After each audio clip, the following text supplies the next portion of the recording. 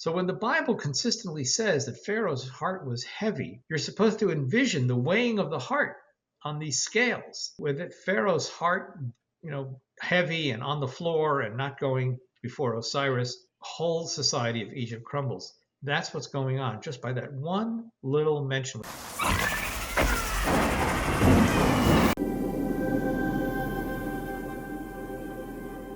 Everyone, this is what your pastor can tell you. Today I am on with Dr. Gary Rendsburg. We're going to be talking about Egyptian themes in the Exodus narrative and some scholarship that he's done on that. So, for people not familiar with you, can you give people a little bit about your background? Well, first of all, thanks, Zach, for having me on. It's Sure. great to reach a large audience through the wonderful programs that you have been hosting, including many of my colleagues and people whose name I may know, and all such a range of topics. So it's a great pleasure to be here with you. Right. So my background, well, my current position, let's start with that. I hold the Blanche and Irving Laurie Chair in Jewish History at Rutgers University in New Jersey, the State University of New Jersey. I hold the rank of Distinguished Professor, and I'm mainly in the Department of Jewish Studies, but I also have affiliations in the History Department and a few other departments as well. I've been teaching at the college level.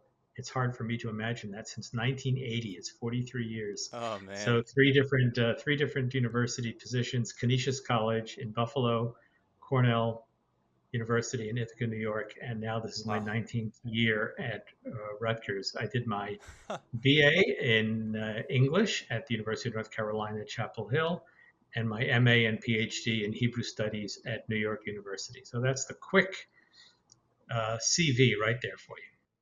Awesome. Very cool. You talk in some of your writings and interviews, stuff like that, you've talked about baby Horus being hid in the bulrushes to be hidden by Seth, and how that parallels the Exodus story. Can you talk about that parallel? What do you think's going on there? Right. Okay. So a little background before we get to the specifics, which of course occurs at the very beginning of the book of Exodus there in chapter 2. So let me point out that most biblical scholars like myself are trained in various cognate fields. Ugaritic is extremely important for biblical studies, Aramaic, Akkadian, which is the language of Babylonia, Assyria, Babylonia, etc.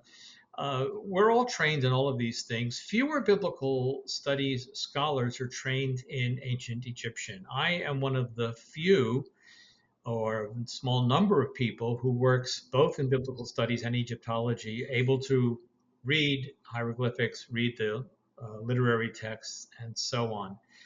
And so over the course of my career, I have spent a lot of time integrating the two, the world of ancient Egypt and the world of the Bible, and ancient Israel and its great literary product, the Bible.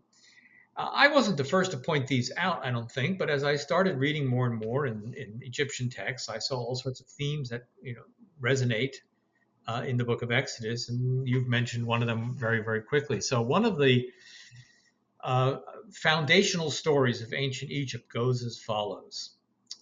And we have references to this narrative that is pieced together from a variety of texts going back to the Old Kingdom and into the New Kingdom and late period. So you have the two brothers of Osiris and Seth. Seth is associated with chaos and disorder and evil, if you will. And Osiris is a good god. Osiris is married to Isis. Seth, it's the great conflict between brothers and conflict between good and evil and so on. Seth kills his brother Osiris, which explains why Osiris becomes the god of the afterlife. Remember, the ancient Egyptians believed in an afterlife. Only people in the ancient world who did that, who believed in such. The concept of a heaven and so on is later Judaism and later Christianity. But in the most ancient Near Eastern period, most people believed in did not believe in an afterlife as you and I would recognize it, except for the Egyptians, and which is why they have mummies, and elaborate tombs, and so on. So Osiris dies and becomes the god of the afterlife. Unbeknownst to Seth, before Osiris was killed, he impregnated his wife Isis, the goddess of beauty and wisdom, and Isis gives birth to Horus, the son of Isis and Osiris. Horus is the falcon god. Those of you who've gone to Egyptian collections and museums, you see a lot of falcon statuary, and he is the god of kingship. So whoever is the pharaoh on the throne is essentially the living embodiment of Horus, and whatever happens to Horus in the mythological texts is essentially an echo of the pharaoh's life. Okay. Once Seth finds out that Osiris's son, hope everybody's following this. Once Seth finds out that Osiris's son Horus, the baby, has been born, he goes on a rampage to go find him and kill him as well. His mother Isis, this is where it gets so interesting, finds a bunch of reeds and papyrus and forms a papyrus basket and floats it on the Nile in the delta and hides him amongst the thicket reeds of the delta. Now, if you think about this, this is exactly, of course, what's happening in Exodus chapter 2, where Moses' mother, we don't have her name at that point, we do learn her name later on in chapter 6, Moses' mother, in Hebrew Yocheved, anglicized as Jochebed, hides him in the little basket, the baby in the bulrushes theme, and that is simply an echo of the ancient Egyptian myth that I've just described for you. But it gets more interesting than that, and there's greater depth to it than that. Look at what happens. In the biblical story, Pharaoh is the one who seeks the death of all the Israelite male children, and in theory, focusing on Moses as one of those. And so Pharaoh actually turns into Seth. Right? The biblical story subverts the Egyptian myth. Pharaoh, who's usually Horus, now becomes Seth, the wicked one who seeks the death of the baby. And Moses becomes Horus, which means by definition that Moses now becomes the equal to Pharaoh. This is all underlying the biblical story. And at the heart of all this is my belief that the ancient Israelites would have known enough about Egyptian culture and religion and literature to understand what's going on in these stories. And then let's take this one step further. Throughout the Bible, all babies are born, all babies are nursed by their mothers, not just throughout the Bible, throughout the ancient world, unless you have a wet nurse. And but nothing is made of it. I mean, rarely. I mean, yes, we have mentioned Isaac was weaned by Sarah and so on, but we really don't have stories of, Rebecca nursing Jacob and Esau, or Rachel nursing Joseph and Benjamin, and so on and so forth. But the nursing of Moses is important. Why? Because the other main theme from Egyptian culture is Isis suckling her baby child Horus, and there are all sorts of statuettes, not very large. You see them in Egyptian collections everywhere. Here in the New York area, you can see them at the Metropolitan Museum, but you can see them at the University of Pennsylvania Museum, the Walters Art Museum in Baltimore, and on it goes. Obviously, the British Museum and so on in Europe. And the theme of Isis nursing her son Horus therefore has to reverberate in the biblical story with Moses' mother nursing the baby Moses. Now, of course, how that happens is because sister, not named in chapter 2, but of course we know her to be Miriam, arranges for it. All of that is happening there in Exodus chapter 2. It's layers upon layers. It looks to us like a beautiful, simple story, which of course you can read it in such fashion. But once you realize how much depth and layers are there in the background of ancient Egyptian material, you get a fuller and deeper understanding of what the authors of ancient Israel were doing, and that's just 10 verses there at the beginning of Exodus chapter 2. Okay. If you go to Exodus chapter 34, there's a very famous passage. We can talk about it in the context of European culture generally, because it brings us to St. Jerome and the Vulgate, and eventually Michelangelo and others. Exodus 34, the Hebrew expression there is, it's always good to share a little Hebrew with the audience, right? It's a three-word expression in Hebrew, karan or panav. Literally, the skin of his face was, and then there's this verb, karan, which is based on the Hebrew noun keren, which means horn. So I translate this as the skin of his face was horned. Now, most modern English translations translate this as the skin of his face was radiant or something like that. That's because not in biblical Hebrew, but in post-biblical Hebrew, the same verb could be used for the sun's rays, and the noun could also be used for the sun's rays. If you think about the sun's rays, just think about the way we portray the sun, even our own, little sketching. It has, horns coming out of it, little triangular things coming out of the round sun, and that evokes the shape of an animal horn, right? So cow's horn in particular. So the Hebrew word can mean either ray, basically means horn. That's its basic meaning of an animal, but it comes to mean the rays of the sun. And the verb means either to be horned, or in post-biblical Hebrew develops the understanding, the meaning of to be radiant. Okay, that's a lot of background. I think it has to do with horns. So the skin of Moses' face was horned. And if you know the story there in Exodus 34, he's coming down from Mount Sinai and the people see him and so on and so forth.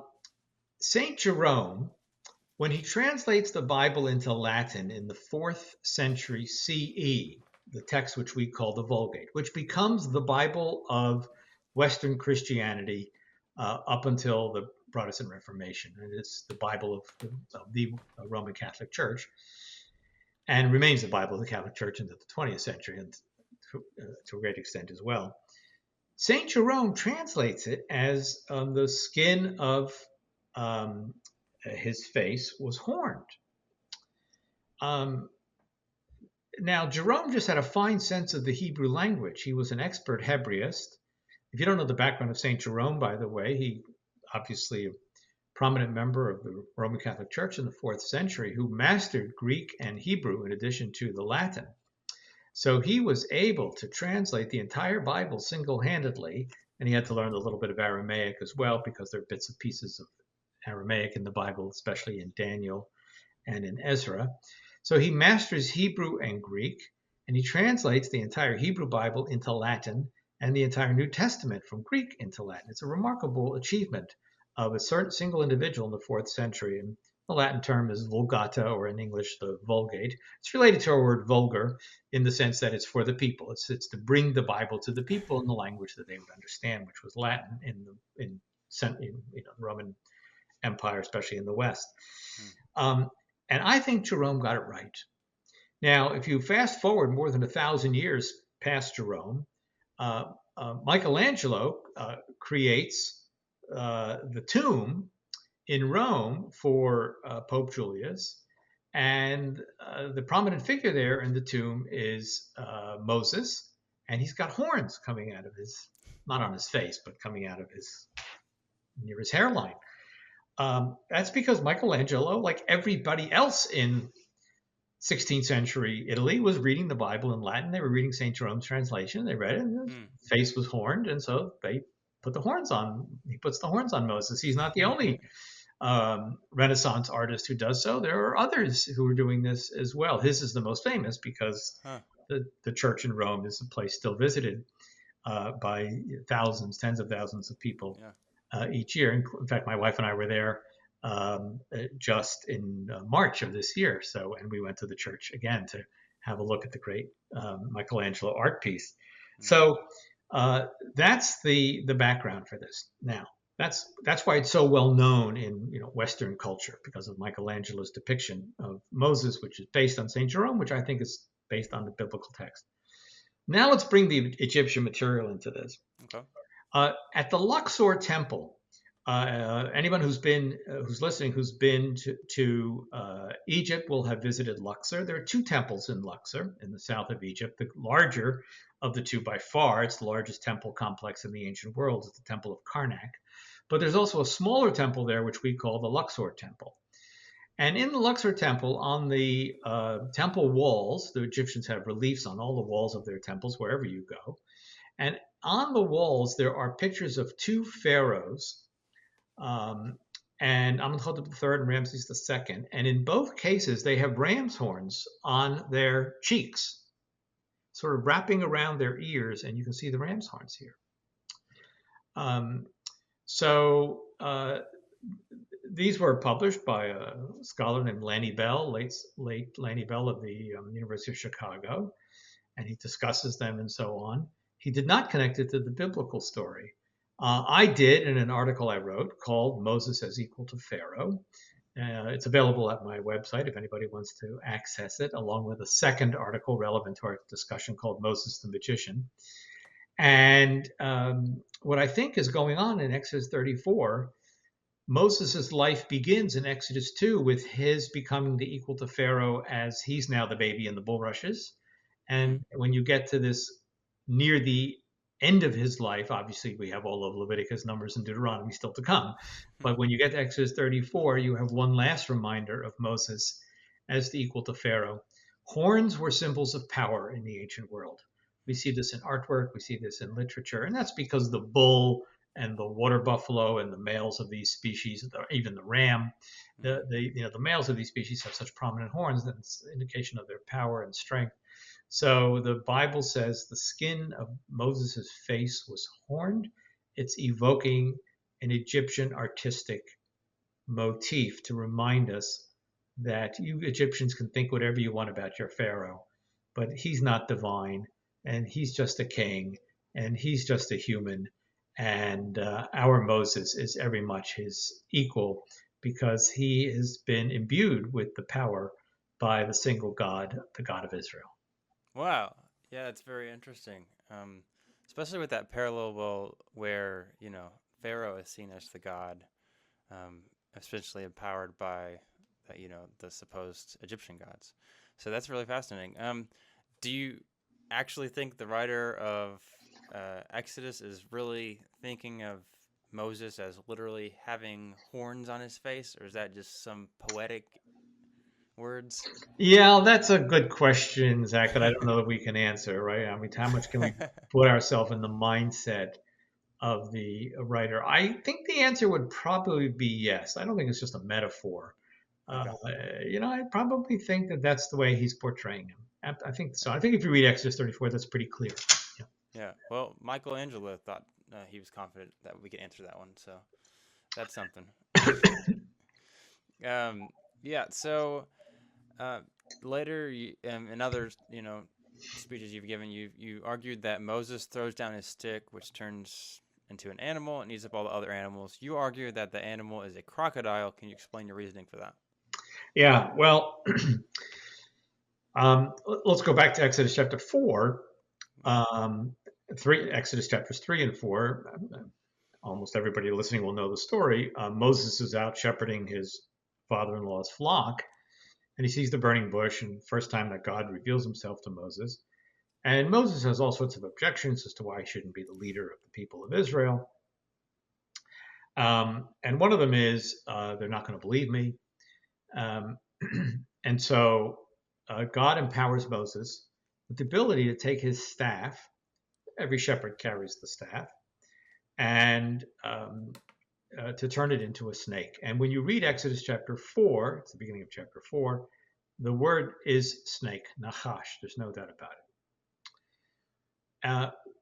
He then goes back to Egypt. He's reunited with his brother Aaron and so on. And the two of them now go before Pharaoh in Exodus chapter 7.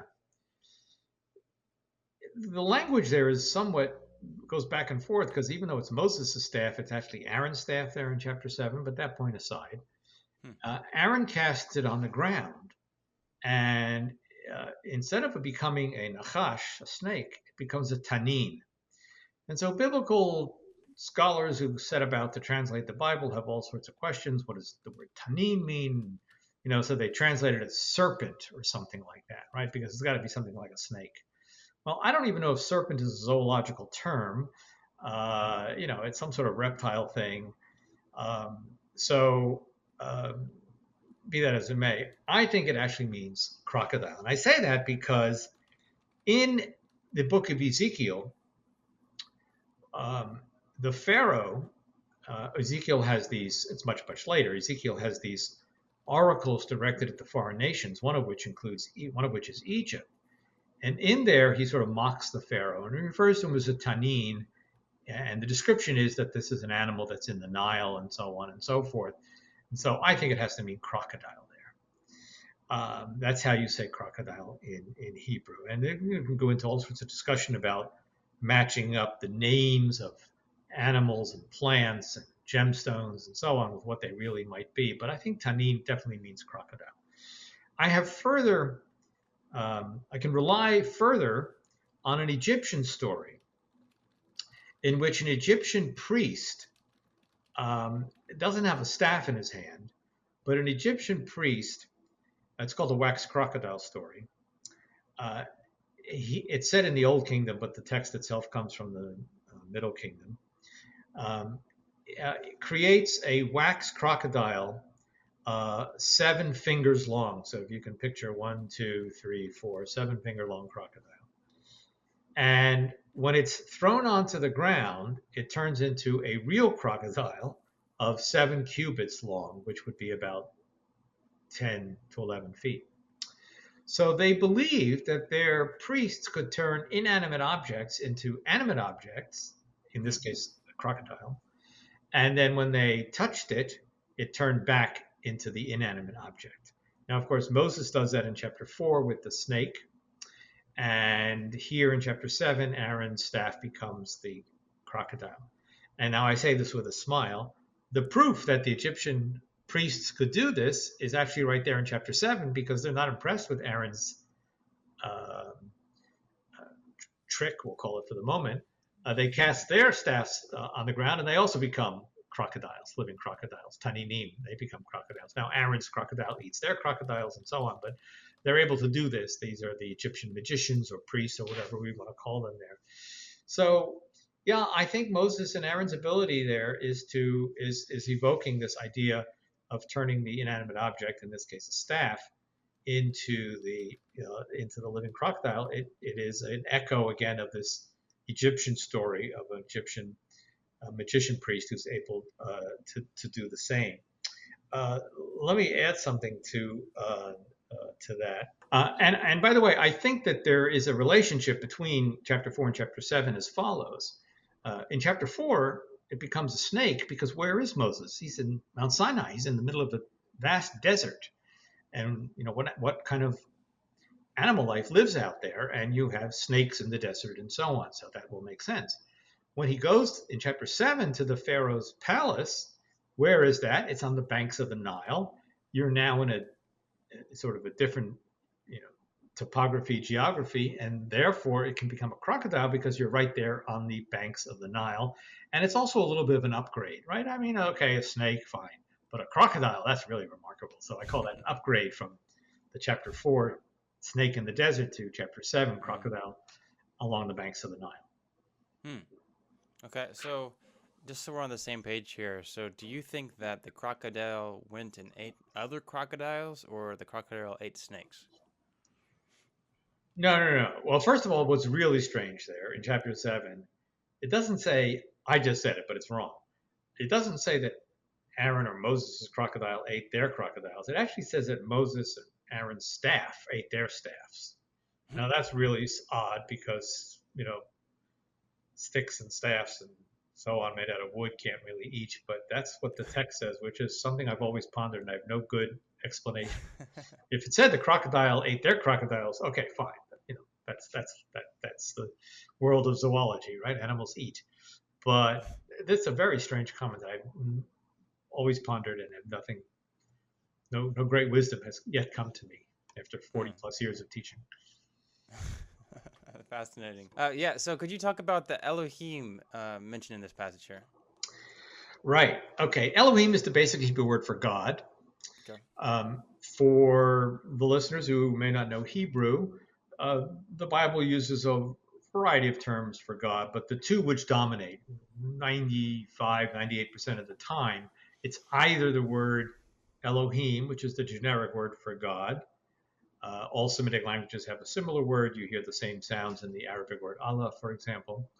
And the word Yahweh, which is the specific name of the God of Israel. And that, of course, Mm. is only the God of Israel. Elohim is a generic term. Yahweh is the proper name of the God of Israel.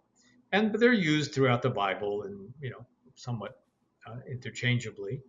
Mm. Um, and in this, so that's just sort of background. And when you read the Bible in English, by the way, if you come across the word God, it's Elohim. If you come across the word Lord, frequently in English translations, all caps, Lord is the word, is the way we render Yahweh. That's background. In Exodus chapter 4, another one of Moses' objections is, I'm not a good speaker. You want me to go and talk to Pharaoh, but I'm not a good orator. And that's when Mm. God says, your brother Aaron is en route to meet you. He is a good speaker. And he says to Moses, you will be an Elohim unto Aaron. And Aaron will serve as your prophet or your spokesperson. That's fascinating. Now, in chapter 7, verse 1, when they go before Pharaoh, this is before they do the crocodile thing, the text again says, God says to Moses, I have set you as an Elohim unto Pharaoh. And again, Moses will be your prophet or your spokesperson. So what's going on here? Now, in the hierarchy of ancient Israelite religion, and perhaps in all religions of the ancient world, the highest level that a human being can achieve is prophet. And the second highest level is priest. Now, in the Bible, Moses, of course, is the prophet par excellence, and Aaron is the priest par excellence, the first high priest. Mm-hmm. And all of his descendants serve as the high priest in the tabernacle and eventually the temple. So what's happened here is Moses has been elevated to deity, which is beyond any human level, and Aaron has gone from priest to prophet. They have received temporary promotions, as it were. Mm. Now, why is this necessary?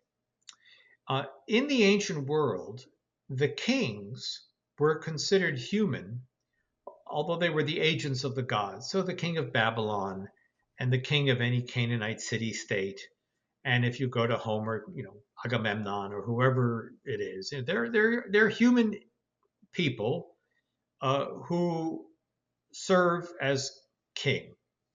In ancient Egypt, the king was considered divine. Remember what I said at the outset. Pharaoh was the living embodiment of Horus, and Horus is the god of kingship, and they basically become one and the same. We have statuary, again, you can see this in museums, of a particular pharaoh, and you get the wings of Horus, the wings of the falcon, sort of coming over his shoulders and wrapping him. They just meld into a single entity. So because the pharaoh is considered divine in Egyptian culture, unlike any other ancient Near Eastern culture, if Moses is going to appear before Pharaoh, he cannot enter into any discussions and negotiations and so on, what I like to call a summit conference, at a lesser level, prophet, quite high in the human chain, but still just prophet. So God elevates him to the level of Elohim. And again, English Bible translations don't quite know what to do with this passage, but it really should be rendered literally. I have set you, or I have made you as a god unto Pharaoh, and Aaron, your brother, will become your prophet or your spokesperson. And again, that's all part of the Egyptian background of the story.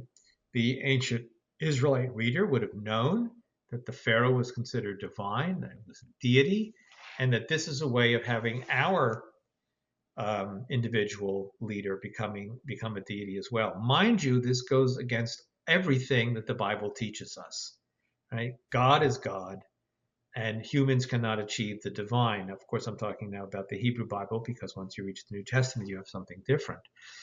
But that theology of ancient Israel is set aside for the literary needs of the moment, or for the exigencies of the moment. By the way, we never get a reduction. It's just It never says at the end of the Exodus account, well, okay, you've done your job. Now you're a prophet again, and and Aaron is a priest again. I mean, it happens, but there's no explicit statement Mm. like that. So that's why I call it a temporary promotion for the moment. Fascinating, fascinating. Okay, what about the plagues of Egypt? Well, specifically, you know, the Nile turning to blood, all that other, the locusts, all that Right. kind of stuff. How does that parallel Egyptian texts? Well, some of these are known sort of natural or naturalistic things that happen to Egypt. If we just take the Mm-hmm. ninth plague of darkness for a moment, Egypt Mm-hmm. is susceptible to severe sandstorms. And by the way, if you read the ninth plague in the book of Exodus, it says you could feel it, and it lasted for 3 days. You could feel it in the sense that the sand was, blowing through the air, and it can't be a solar eclipse or anything like that because it says it lasted for 3 days. So you do have some reality to some of these plagues. That said, the book of Exodus is not a science treatise. It's not giving us scientific explanations. It's obviously working at the literary theological level, or the nexus between literature and theology. Hmm. So in many cases, these plagues are attacks on the Egyptian gods. And if you just start from the very beginning, the Nile is still unclear. Egyptologists are still not clear whether the Nile was seen as its deity or not, but there is a deity associated with the Nile. And so when the Nile turns blood, that's an attack on this freshwater deity, or the freshwater source of all life. Mm-hmm. Uh, Interestingly, the second plague is the frogs. Heket is the frog goddess who's associated with the associated with life. She's the goddess of life. So what happens is, all the at Pharaoh's request, all the frogs die. So now you have piles and piles of frogs, which would be piles and piles of dead frog carcasses, which in Mm-hmm. theory are supposed to be the goddess of life. And so you see that, and you can just go on with this.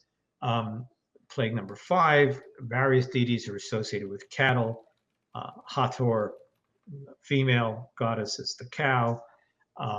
Various deities associated with the bull, the male of the cattle species, and so on and so forth. So yeah, I think that these are attacks on the Egyptian gods. And in fact, by the way, the Bible even says that.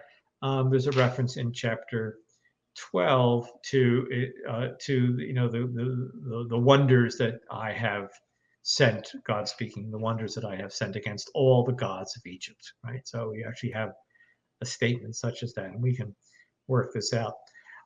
We have statements in Egyptian texts about the water turning to blood. Mm-hmm. So that's a theme or a meme out of Egyptian literature. It's usually a sign of decay in society, a time of chaos in the society without a single pharaoh ruling peacefully over the land. We have references to darkness as well in Egyptian texts, brought on by magicians who they thought were able to do such things. So we do have these references in Egyptian texts, and again, the Bible at every turn is evoking these Egyptian themes. This is probably a good place to point out, a good place to observe that I don't think for a moment that any ancient Israelite was able to read an Egyptian text, right? I mean, this was not something one could do. You had to be a trained scribe. Even the average Mm-hmm. ancient Egyptian couldn't read an Egyptian text. They could all listen to the stories. That was their native language. Mm-hmm. I don't think ancient Israelite went up to some papyrus scroll and read it, or some tomb or palace, a temple wall rather, and read it. Yeah. It's Yeah. just part of living in either they lived in Egypt or the Egyptians ruled over the land of Canaan. And the greater cultures, the more dominant cultures, and no one was more dominant than Egypt, will always influence the lesser cultures. I mean, if I can use modern analogies, Mm-hmm. the US is one of the dominant cultures in the 20th and 21st centuries. We send our Disney movies around the world, and now everybody knows the whole Disney canon, right? Or, Mm-hmm. we create baseball and basketball, and now they play baseball in Latin America and Japan, and they play basketball in Italy and in Serbia and so on. So we have these cultural influences. It doesn't mean that people who are evoking or enjoying these cultural or athletic events are, therefore able to read our English text or anything like that. I hope that works as a modern analogy. So just a part of being a citizen of the world, you know that baseball is American, right? And being a citizen of the ancient world, you knew the divine Pharaoh was the divine king was a theme from Egypt, and along with all the other things I've been pointing out. Okay, what about the Pharaoh's heart being heavy? You talked about, you have the Hebrew word kaved. Right. There's also different verbs there. Could you talk about that whole Yeah. phenomenon So there with the heart? in the plagues narrative, again, people listening will know the story well enough, and each time there's a plague, it says Pharaoh's heart was Mm-hmm. heavy, meaning he wouldn't send the Israelites out of Egypt. Um, there are three different Hebrew verbs used. One of them is to be heavy. One of them is to be strong. One of them is to be hard. And basically, they all mean something like, obstinate or something like that, right? I mean, he just refused to send them away. But the commonest one there is the verb which you just mentioned, kaved, which means heavy. Now, another one of the core stories of Egyptian religion. In the New Kingdom, which is when the biblical story is taking place, 13th, 12th centuries BCE, we have a classic Egyptian text called the Book of the Dead, long papyrus scrolls with all of these rituals that the deceased must undergo to make it into the next world. And to be joined with Osiris in the afterlife.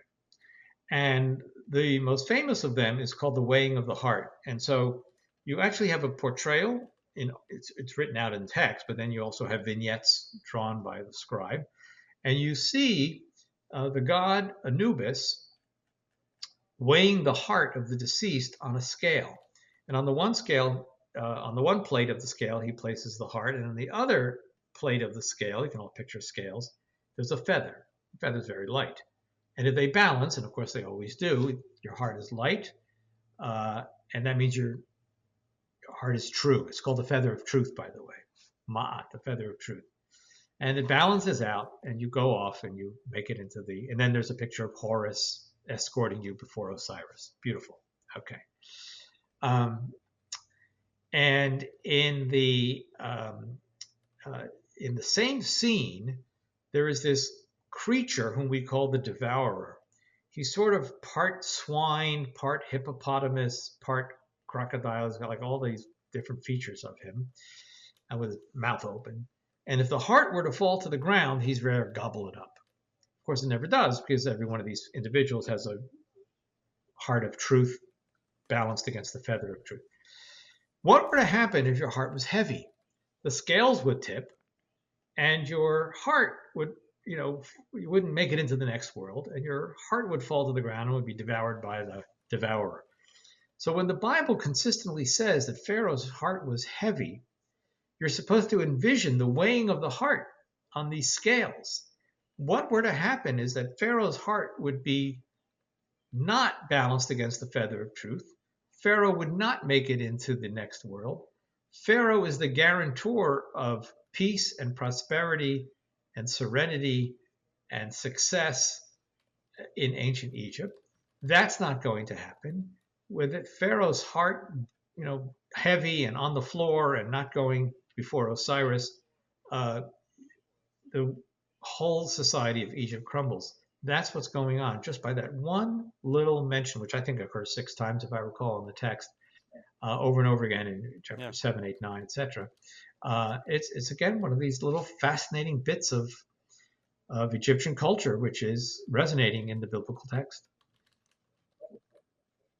But that's a great example of how we can read extra biblical text to understand the Bible more and understand what the writer was and that's there. the main goal of what we do when we do biblical studies. And we're fortunate. Let me point out, for almost 2,000 years, readers of the Bible couldn't do this, right? If you were a Jewish or Christian reader, I don't know, in the 8th century or the 10th century, the Middle Ages, the 12th century, the 15th century, you didn't have access to ancient Egypt, ancient Babylonia, etc. I mean, you had classical Greek writers like Herodotus discussing them and so on, but only in the 19th and 20th and now 21st century do we have access. We can actually go back in time and understand. We've uncovered the world of antiquity through archaeology and the decipherment of hieroglyphic script and so on, that a whole world comes to life, and now we see that world informing the biblical text, and we can actually see the genius of these biblical writers to do what they're doing. In this case, we're talking about Egypt, but it would be equally true if we were talking about the flood story, which has parallels to the Babylonian flood tradition and so on. Hmm. Hmm. Yeah, very fascinating. Okay, so let's talk about, well, while we're on the topic of water, what about the splitting of the Red Sea? Um, yeah, I mean, you've compared that Yeah, to an Egyptian narrative. Obviously there's some people that want to say that it's, kind of like splitting the sea monster kind of idea. What do you think about all that? right. So I don't think it has to do with the sea monster, which you do find that in other. First of all, that evokes a Babylonian myth. Marduk and Tiamat, Mm, part of the Babylonian creation story. There's some evocations of that in Canaanite literature from Ugarit, and there's some echoes of it in the Bible as mm, well, Psalm 74 and a few other mm, places. But I think the splitting of the sea in Exodus 14, the prose version, and Exodus 15, the poetic version, goes as follows. So we have an Egyptian story. Again, they love to tell these stories about these magician priests. The um, mm, story goes as follows: the royal family is out on a lake on their boats. We usually translate it as yachts. Not that I want you to think of these people having yachts, but that's fancier than a boat. And the pendant of the princess falls into the lake, and everybody's upset. Princess is upset, so everybody's going to be upset. And the chief lector priest or magician priest says to her, "Don't worry, I'll get you a new one just like it." And she says, "No, I want my own special pendant. You know, this is the prerogative of a princess." So what does he do? The magician priest separates the waters. He finds the pendant lying below on dry ground, gives it back to the princess, and then brings the water back again, and the boating party can continue with great happiness. Um, we have another Egyptian text where a magician is able to split the waters as well. I won't go into all the details. Okay. So what happens? The Israelites are trapped. They've got the sea in front of them, the Sea of Reeds in front of them. They got the Egyptian army behind them, pursuing them. And it's at this point where Moses almost like saves his greatest act for the end. It's after the 10 plagues. You ain't seen nothing yet until you see what I'm going to do now. And he splits the sea. The Israelites go through on dry land. The Egyptians follow, and of course Moses brings the waters back together again, and all empowered by God. mm, And the I'll come back to that point. And the Egyptians drown. It's as if the biblical storyteller were saying the following: Okay, Egyptians, you think that your magicians can separate the waters and create dry land and then bring the waters back again. Fine. If you believe that, we'll arrange it for you, right? But you will meet your death that way. And that's how the Egyptian army drowns. And of course, the Israelites, safely on the other side of the Sea of Reeds, pursue the next chapter, which is, of course, the wandering through the Sinai desert. So even that story mm. works so well with the Egyptian literary religious text. We didn't mention this before, so let's go back a moment.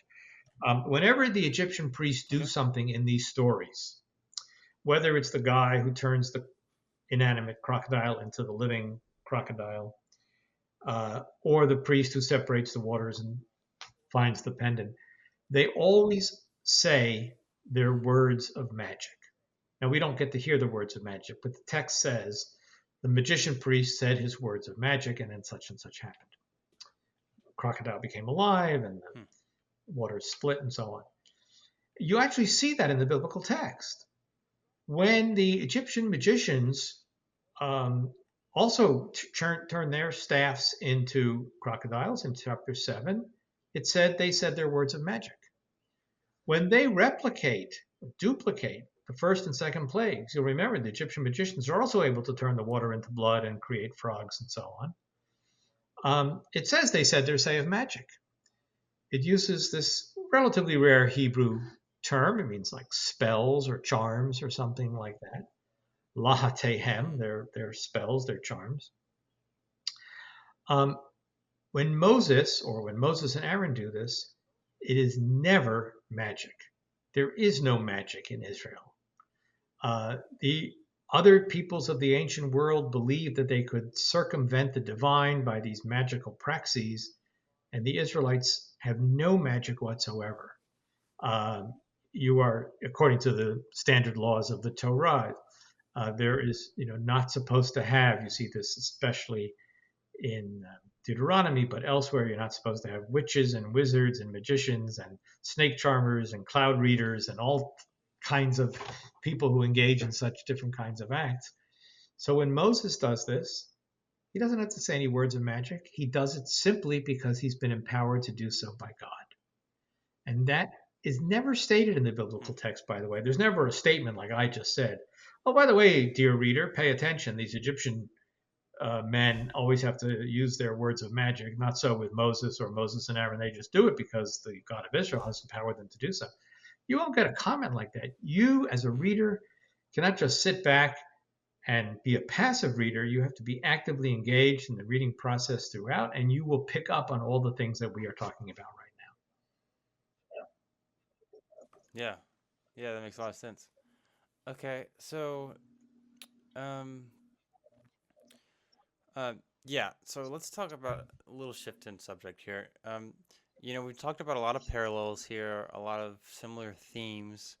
Um, some people are going to say that like, obviously like this is in an Egyptian context, but like the Horus narrative, like that some people might think that that lends itself that like maybe this story is made up or something like that. What is your view of what the writer of Exodus is doing, and what effect now. does Right. that have Okay. on So this history? is a great question, Zach, and it brings us to a whole very important topic. Um, Okay. the this will be true of Genesis, Exodus, but we're focusing on Exodus, right? These are not um, historical accounts like the way we study history in middle school, high school, college, and so on. This is not a journalistic report that we read in the newspaper or online or the evening news. This is literature. And my view of biblical Hmm. literature is as follows. It is absolutely remarkable what these ancient Israelite literati created. It is a story, and the story is written in prose, and the story is composed, or comprised rather, of two elements, history plus epic. When I teach this, I actually write it on the board in a mathematical formula. I write out the words biblical narrative equals history plus epic. So students get a visual of this. Now, to that, there's also a theological overlay, but leave that aside just for the moment. It's an epic storytelling. Um, if you had pure historical narrative, and of course, there are great history writers who can really bring history alive, but if it was pure historical narrative, just the facts, it can be a pretty dry account. If it were an epic story, it becomes fantastical at times, almost unbelievable. So the combination of the two, the history and the epic, is what really makes it so engaging. It keeps the reader present. Now, the historian in me, uh, so I believe there is a historical kernel to the biblical account. The historian in me would like to, picture maybe the onion metaphor, remove the outer layers of the epic overlay to reveal the historical kernel. That's what the historian in me wants to do. But by doing that, we would lose the beauty of the biblical narrative. So, do I believe that the Israelites were in Egypt? Yes. It's a whole other issue on the historical aspects of it.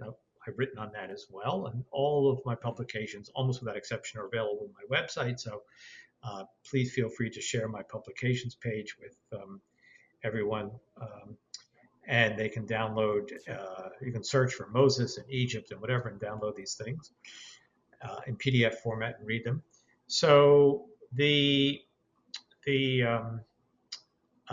Israelites were in Egypt. We know that the Egyptians opened their border to Semitic tribes, especially in times of famine. They would move there with their flocks. Exactly what you have at the end of the book of Genesis. We have evidence for that. These texts don't mention Israel, but we know they're coming from the general region. Um, we know that Egypt employed foreign labor for their building projects. We have references to that, exactly like you have in Exodus chapter 1. And we know that, eventually Semitic people would leave Egypt as well. Now, do I think that 600,000 adult males left Egypt on a single day at a single moment, which would imply a population of about 2 million people, and they trekked across the Sinai all as one big happy group? No, those are the epic elements of our story. But there's a historical kernel there, and everything we have been talking about, the birth narrative, the plagues narrative, the splitting of the sea, all of those fall into that epic storytelling style, overlaying the history. By the way, when you get to the book of Kings, if you want to read about any reign of the king of Israel, the king of Judah, it's very historical. It gives you the number of years he reigned, sometimes the name of his members of court and royal family and so on. But it's a pretty dry narrative. How many people open up the Book of Kings and say, "Oh, I'm going to read the Book of Kings right now"? With the arrival of the monarchy, the storytelling style shifted. We still have these engaging narratives up until the time of King David, a little bit with King Solomon. But after that, once you get to Rehoboam and Jeroboam and the kings of Israel and kings of Judah, you really do have relatively dry narrative, with the exception of the Elijah and Elisha stories, which focus on these prophetic figures. If I said to you, you want to know something about the reign of King Manasseh, you can go look it up, and it's probably pretty accurate there in the Book of Kings. But it's not something you're going to want to read, or Renaissance, Right. medieval and Renaissance painters didn't portray the you name your favorite king from the Book of Kings. They're always going back to those early stories because they're so well known and they're so engaging because they have the history and epic storytelling style. By the way, the great example of this in English is Beowulf. The earliest piece of English literature is the Beowulf poem. Date 6th, 7th, 8th century, different debates on that. It's a great epic, but there are historical elements in that story, in that great epic poem, which have been confirmed by historical and archaeological sources around the North Sea in what is today on the continent, the Netherlands, Germany, Denmark, Sweden coast, and also on the eastern coast of England along the North Sea. Historians are now pretty clear that, not that there was a Beowulf and a dragon and all that, but they're almost in total agreement that this is based on historical material. But of course, it's told in a very epic style. So that's a good analogy out of our own English material. Okay, so, you know, I can guarantee you not everyone's going to be convinced by that portrayal of the Egyptian text. So, with the last few seconds we have here, I'd be really interested to hear just, I don't know, maybe a quick summary or go into as much detail as you want. What do you think is the best evidence that the text is using this mix of historical and epic? So obviously we have some historical kernel. The question is, what makes you so confident that it's supposed to be an epic, not specifically? Well, we know what literal storytelling looks like because we have royal annals from the ancient world. We have annals from Egyptian kings and Babylonian kings and Assyrian kings, and eventually the biblical book of Kings. And the book of Exodus doesn't present like that. The book of Exodus is presenting this engaging narrative with an aesthetic. And then this, again, I didn't mention, let's come back to it, the theological overlay, right? None of these things happen because of whimsical or random events. It's all under God's control. Hmm. And there's a, to answer your question directly, I can't, you know, pinpoint a specific place where I'd say, that's it. It is, I come to this conclusion from a lifetime of reading and engaging with this text, teaching it, sharing it with my students, looking at the Egyptian motifs, and so on. Now, if you're asking me for something specific, well, I Hmm. just refer to it. You can't have 600,000 adult males and their wives and children, suggesting something like 2 million people leaving all at once. Um, so these are the epic features of the story. By the way, we didn't even refer to the death of the firstborn, which also occurs, plague number 10. We also have references to that in Egyptian texts, right? Um, childhood illnesses are not so selective to kill only the firstborn and not the other children in the family. So uh, these are, and there's a theological reason for that, right? Israel is God's firstborn. God says that, Israel is my firstborn child. So Israel's my firstborn. I'm going to kill your firstborn because of the way you've mistreated my firstborn.